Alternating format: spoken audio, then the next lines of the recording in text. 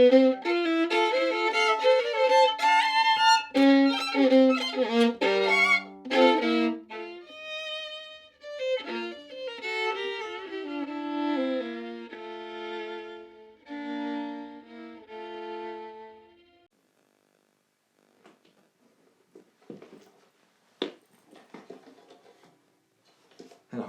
Today I would like to explain to you how to tune a violin. If you want to be able to learn to play in tune, it's better if your instrument is in tune to begin with, otherwise it's going to be a really hard battle. So I see, as a luthier, a lot of people breaking strings, which very quickly is going to become expensive because decent strings aren't cheap. There are really cheap strings available, but they're not very stable in the intonation very often, or they go off very quickly. So it's worth to spend a little bit on strings so you have more beautiful sound and more stable intonation. Yeah, it's the easiest way to make a cheap instrument sound better is just to put really good strings on there. So it's important to strings, but of course you want to be able to play in tune. I have here a beautiful violin which is completely out of tune.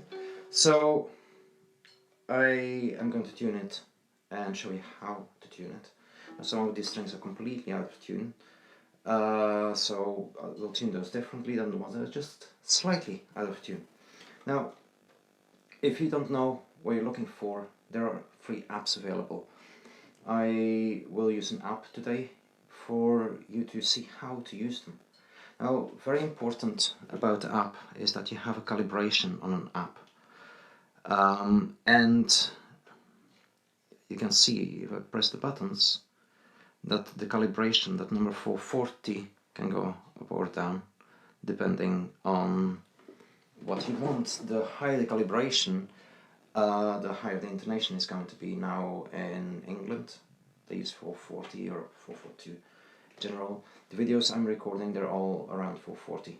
I will try to keep on remembering to tune my instrument to 440 before I do any recording. So if you want to play along with the videos, which they're designed for, I suggest you tune your instrument to 440. So you go to calibration 440, then here in this app you press on the tuning fork symbol, and then you see that when I talk it moves all over the place.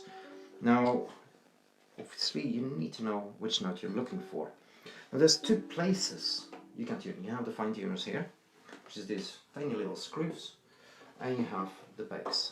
Now if you don't know what you do, you are going to want to stick as much as possible to the fine tuners, but eventually you run out of space. There's very little clearance between the tailpiece and the instrument. If they go too low, they will start digging into your instrument and cause quite significant damage. So keep an eye on that. When it goes too low and you're too afraid to use the pegs, go to your local luthier or ask the teacher to deal with that, so that they should be able to tune with the pegs. So if you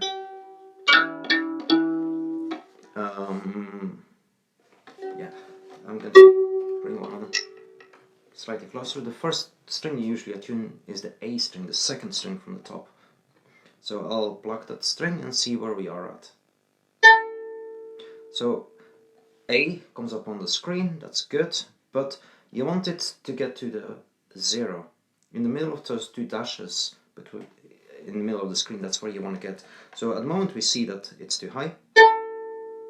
So now I screw counterclockwise on the fine tuner, and it's immediately gone down a little. You do a little bit more, and there you go. We're very, very close. Yeah? That's where you want to get. Now, that's the easy part. It's when you have space to move here. However, when one of the pegs, well, when you run out of space there, or one of the pegs slips, which sometimes happens, you're going to have to learn to tune with this. Now, a lot of people just turn these pegs like that, and then it slips. It keeps slipping. They're conical, so as you go up, as you turn away from yourself, the string tightens more, you have to press gently into the peg box. Now, I've seen people hold the instrument like this, and then press here. It puts a ton of tension on the joint here. It's not very good. So you want to hold it on one side, and when you actually, so you plug the string, I'm looking for ear mount, this is the high string. So I'm way too low on A flat, so there you go, I'm almost immediately very, very close. And then you can do the rest with fine tuners. What I do recommend is that before you start working with these, you go quite far up with fine tuners to buy more time with fine tuners. You want to use these as little as possible in the beginning. So that's my recommendation for tuning. So when you use these pegs, go with a smooth motion. Don't do small movements. Go down a bit, even when you're close. So I'm on C sharp here at the moment. I'm supposed to be going for D. It's better for the string if you go back a little bit.